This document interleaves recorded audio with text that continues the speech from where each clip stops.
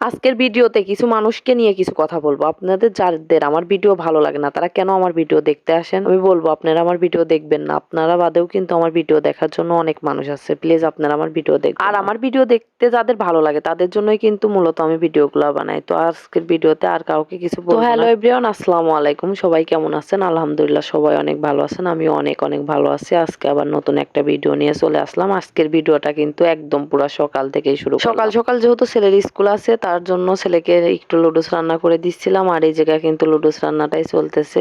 অনেকক্ষণ অনেক মানুষকে নিয়ে কিছু কথা বলতে বলতে কিন্তু আমার লুডুস রান্না প্রায় শেষের দিকে। এখন শুধু লুডুসের মধ্যে একটু মশলা দিয়ে তারপরে নেড়েচেড়ে কিন্তু লুডুসটা নামিয়ে নিতে হবে। দেখেন লুডুস রান্না এখন কিন্তু একদম পুরা শেষের দিকে। এখন আমার ছেলের জন্য একটা প্লেটে বেড়ে নিয়ে কিন্তু তাকে খেতে দিয়ে তারপরে আর তেমন কোনো ভিডিও নেওয়া হয়নি, কারণ আমিও রেডি হয়েছি, ছেলেকেও রেডি করে এসেছি, ছেলেকে কিন্তু খাওয়াইছি। তার জন্য একদম একটু ব্যস্ততার কারণে কিন্তু আর কোনো ভিডিও ক্লিপ নেওয়া হয়নি। আর দেখেন তারপরেই কিন্তু আমার ছেলেটা বাড়ি থেকে বের হচ্ছে। এখন একদল মানুষ এসে বলবেন স্কুলে যাচ্ছে, তাহলে আবার এত ভাব নিয়ে চশমা চোখে দেওয়ার কি দরকার?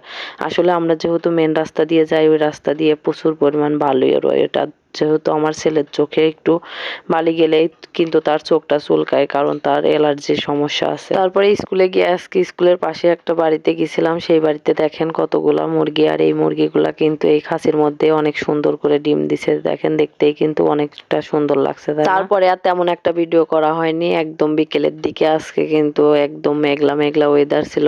মনে হচ্ছিল কিছু একটা খাই কিছু একটা খাই। তখনই ভাবলাম যে অল্প একটু আটা আছে, আর সেই আটাটা ভালোভাবে মেখে তেলের পিঠা বানাবো। তেলের পিঠা বানানোর জন্য যদি আপনি আগে আটাটা ভালোভাবে মেখে রাখেন তাহলে কিন্তু আপনার তেলের পিঠাটা অনেক সুন্দর হবে। দেখেন কিন্তু গুলাটা এখন কিন্তু গুলিয়ে নেওয়া হয়ে গেছে। এখন শুধু পিঠা বানানোর পালা। আর এই দেখেন আমাদের পিঠার ফাইনাল লুক। তারপরে বিকেলে বাসায় একটু ভুট্টা ভেজে নিলাম। এই ভুট্টাগুলা কিন্তু পপকর্নটা আসলে ভালোভাবে হয়নি। এই ভুট্টাগুলা কিন্তু এমনিতে খেতে অনেক মজা হয়েছিল, মসমসে হয়েছিল। কিন্তু পপকর্নের যে মুড়িগুলা হয় সেগুলা কিন্তু একদম সবগুলা হয়নি। অল্প কিছু একটা হয়েছিল আর অল্প কিছুগুলা হয়নি। কিন্তু সবগুলাই কিন্তু অনেক ভালোভাবে মুসমুসে আর নরম হয়ে গেছিল। তারপরে এই জায়গায় দেখেন কতগুলা ভুট্টা থেকে মাত্র কয়টা মুড়ি হয়েছে। আসলে অতটা ভালোভাবে কিন্তু আমরা ভাজতেও পারিনি, আর অত ভালোভাবে কিন্তু হয়নি। আসলে এই ভুট্টাগুলা থেকে কিন্তু পারফেক্ট ভাবে মুড়ি হয় না। তারপরে সন্ধ্যার ঠিক আগ মুহূর্তে দেখেন কত সুন্দরভাবে ঝোড়ো বাতাস হচ্ছে। আসলে মনে হচ্ছে এখনই ঝড় উঠে আসবে, কিন্তু ঝড় বৃষ্টি কোনোটাই হয়। আর দেখেন আমাদের বাড়ির পাশে যে ধানগুলা কিন্তু পেকে গেছে, দেখতেও কিন্তু অনেকটা সুন্দর লাগছে। আকাশে মেঘ দেখলে কিন্তু আমাদের সবারই মন চায় যে একটু খিচুড়ি রান্না করে খাই। এই জন্য আমরাও দেখেন এখন কিন্তু খিচুড়ি রান্নার জন্য প্রস্তুতি চলতেছে, কিন্তু বৃষ্টিটা কিন্তু হয়। বৃষ্টি হোক বা না হোক তাতে কি, খিচুড়ি রান্নার যেহেতু প্রস্তুতি চলতেছে আর বাহিরে কিন্তু প্রচুর ঠান্ডা, এর জন্য কিন্তু খিচুড়ি রান্না করলে খুব মজাই লাগবে খেতে। এই জন্য